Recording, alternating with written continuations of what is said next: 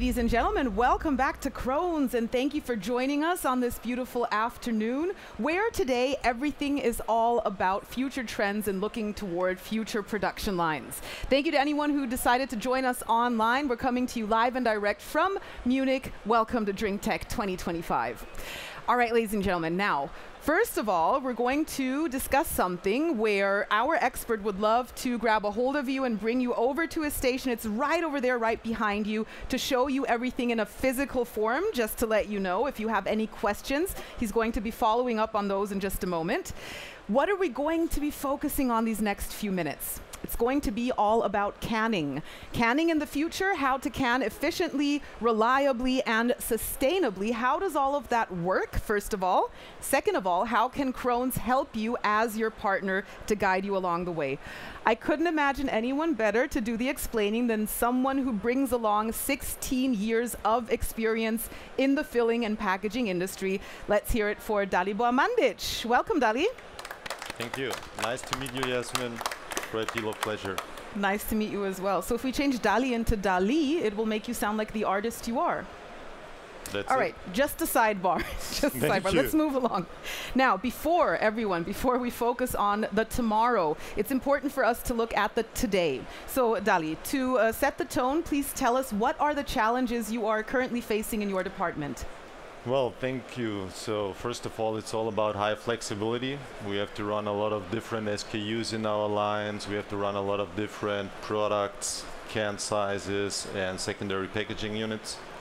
Then it's all about sensitive products. So we see more and more sensitive products like juices, ready-to-drink milk and coffee products being filled into cans. Then it's all about, of course, sustainable production, keeping an eye on Mother Earth. And of course, last but not least, it's high efficiency. All right, so these being the challenges, are these also the main drivers when you develop your can lines of the future? Both, yeah. So tell us more, what is the current state of play? Walk us through. Well, up to now, we are still talking about a vision, but we are already on a good way. So main drivers for us are obviously, first of all, autonomous production. Then we will create new packaging capabilities. We will take care about product safety, sustainability, of course, efficiency, and life cycle alliance. All right, you just mentioned autonomous production, and we heard a lot about automation processes, these becoming more and more important and relevant in the future. Why don't you tell us, if a partner were to approach you now and say, we are desperately seeking less operator intervention, which solutions would you offer as an example? So, as an example, we here can see products like autonomous material supply, where we rely on fully automatic raw material supply. You can see a few examples over there at the packer, where we have automatic feeding units for secondary packaging material like foils and cartons. Basically, we try to avoid any kind of operator interventions in the line. Then it's all about smart software like shop floor guidance, which gives the right information just at the right time to the operators, avoiding any kind of stops. And then, of course, it's one of the main systems, a so-called line management system.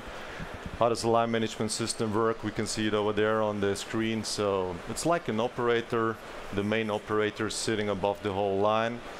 And this operator will send, so when you do a changeover from SKU A to B, he will send all relevant informations, all relevant settings to all machines in the lines, and you are basically ready to go without any manual intervention.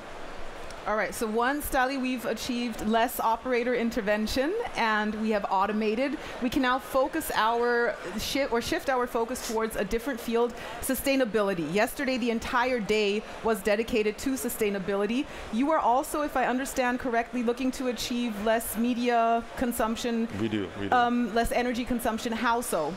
So, just a few examples. When we talk about material efficiency, it's all about giving our customers the opportunity to run light white cans.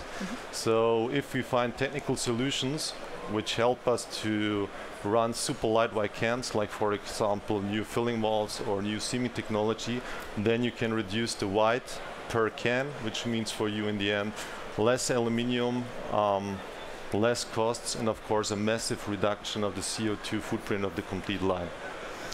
Furthermore, we also work on concepts which also can already be seen right over there, the seamer and our new filling valve generation, where we significantly reduce the CO2 consumption of the complete system. Currently, state of art for can filling lines, it's like 15 grams of CO2 per liter.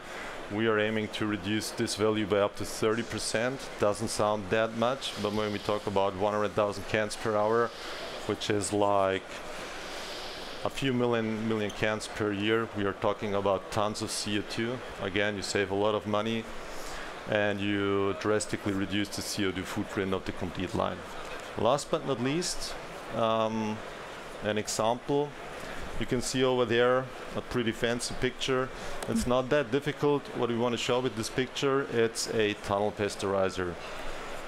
It's called LinaFlex eSync, and this system is fully heat pump ready. So just in a nutshell, how does it work? Instead of wasting 400 kilowatt of cooling supply energy to the ambient, we take those 400 kilowatt, put them into the heat pump, we add 200 kilowatt of electrical energy, and in the end we have 600 kilowatt of fresh heat supply ready to be used in the pasteurizer.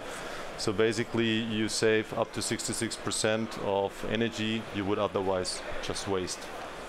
Those are incredible, very impressive numbers. Thank you for that. So you offer a whole range of solutions to save media and energy consumption. As we move along, let's look towards another field once again, product safety and efficiency. What do you offer here? What is important to know? Well, it's again a combination of smart engineering, but also of AI-driven software. For example, we have smart systems running in parallel to our line, like the so-called line balancing system. So the line balancing system is a AI-controlled smart software, which basically predicts and sees whatever happens in the line, then makes the right decisions within milliseconds, and basically it avoids any kind of stops. So our target is to keep the line running.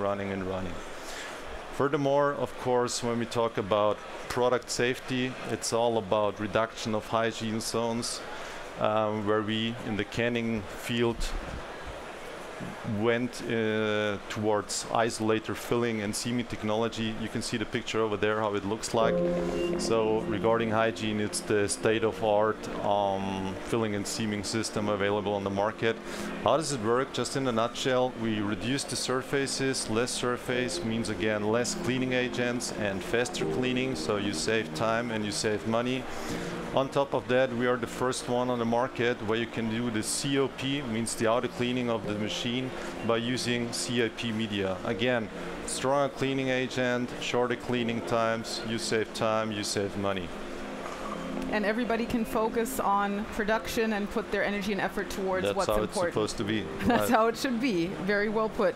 Thank you, Dali. Now, one thing that you just mentioned, I'd like to kind of latch on to that, is AI. Of course, we cannot look towards the future without discussing AI. Right. Which solutions do we need to know about? Or, well, with this example, walk us through how an AI-driven system would work at Krones. Sure.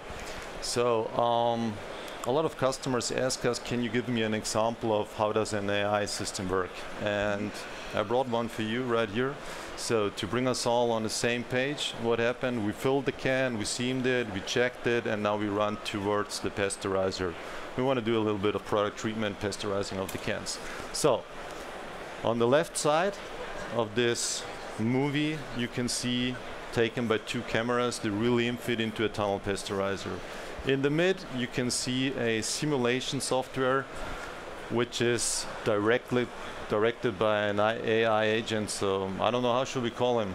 The AI agent? Yeah. What's easy to remember? I don't know. What about? We're not going to call him Dali Jr. No, that's the wrong name. Let's call him Bob. People are already Bob. Bob's easy. Bob, all right. AI Bob sounds AI good Bob. to me. All right, so what we can see before we start the movie is that we have a perfect fit in between on the left side, taken by the 2 cameras, reality, and in the middle, the simulation. So we see, based on the settings applied onto the system, we have a bad distribution of the cans marked in yellow on the upper part of the infeed of the system. Meaning low loading factor, low efficiency. That's not the way we want to go, right? No. So now we ask Bob, do me a favor, find new settings to get a better distribution of the cans over the complete in-feed. And now let's see what Bob is able to do, how Bob can help us. Oh, I'm sorry. I think the video should run right now. It doesn't run. What a pity. Try green one more time. One more time? No. No video. You'll have to explain. No now. video. Sorry. I have to explain it. Oh, all right. So how does AI Bob work? What would be the next step? What you would normally see in this video is that AI Bob starts to do his calculations, which takes like 10 to 15 seconds. And then, I'm so sorry that it doesn't work, you would see that the green cans in the middle would get sorted in a way better way, and we would have a good distribution of the cans over the complete in-feed. And on the left side, the reality, so the real machine would strictly follow to the simulation results. After only about 20 seconds of time, you would see that we have a perfect fit in between the mid, the simulation, and on the left side, what's happening in reality. And imagine what this system can do for us on the complete line. And it's not future, we already are using the system in our new Linoflex e-sync pasteurizer. You can take a look over there. So far.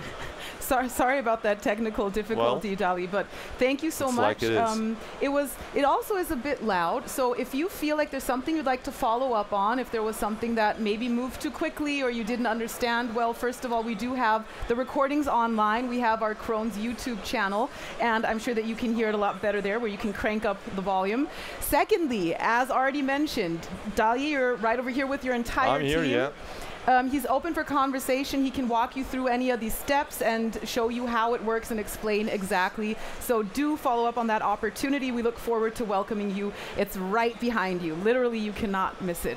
So thank you so much, and we look forward to seeing you shortly with our next talk. But first of all, let's hear it for Dalibor Mandic. Thank you. It was a pleasure. Thank you.